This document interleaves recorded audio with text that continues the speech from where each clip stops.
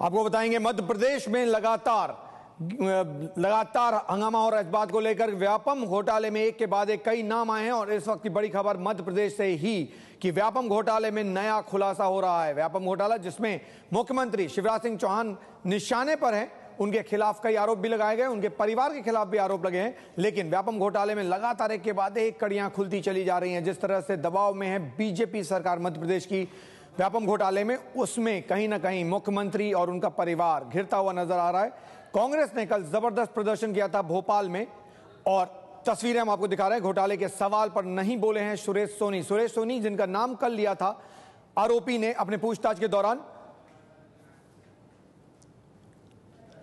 रजत Vashishtha ABP news संवाददाता जुड़ रहे हैं नागपुर से। रजत, क्या कुछ कहा है आरएसएस के नेताओं ने, क्योंकि इन दोनों का नाम आया था, सुरेश सोनी का भी नाम आया था और आरएसएस के पूर्व प्रमुख के.एस. सुदर्शन का भी नाम लिया गया था पूछताछ के दौरान। जी, आज आरएसएस से संबंधित विज्ञान भारती नामक संस्था का नागपुर में कार्यक्रम है और इसी में की नोट एड्रेस के लिए सुरेश सोनी सहभागी होने के लिए नागपुर पहुंचे थे।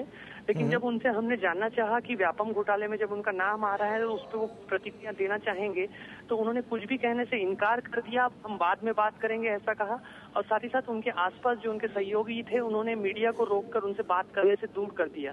कहीं ना कहीं सुरेश सोनी इस पूरे मामले से बचना चाह रहे हैं और मीडिया से दूर जा रहे हैं, ऐसा ही नजर आता है।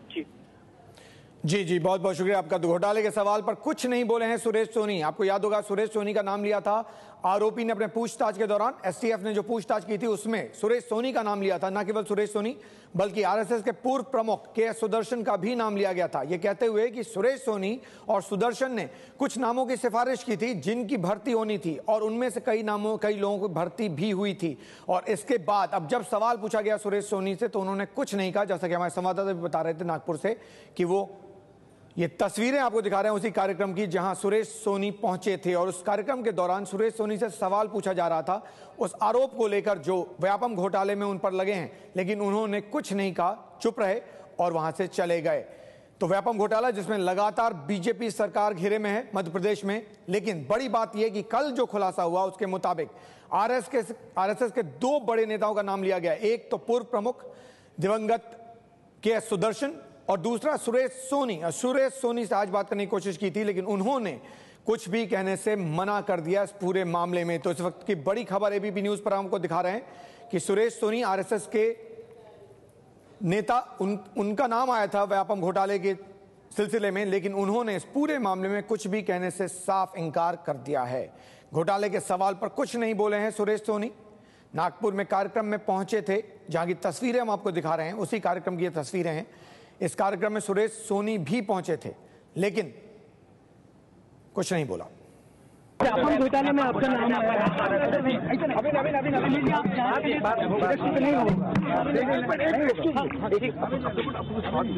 अच्छे से बात करेंगे।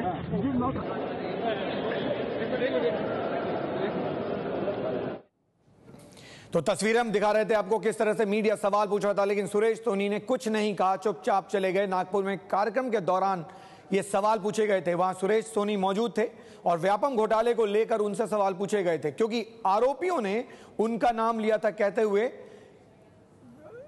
उनका नाम आया था ये कहते हुए कि उन्होंने भी सिफारिश की थी। क्या कुछ हुआ नागपुर में आज जब उनसे सवाल पूछा गया वो एक बार फिर देखिए। घोटाले में आपका नाम आया है।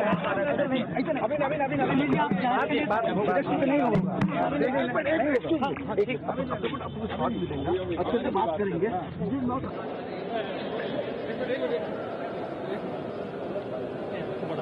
व्यापम घोटाले में आपका नाम आया है।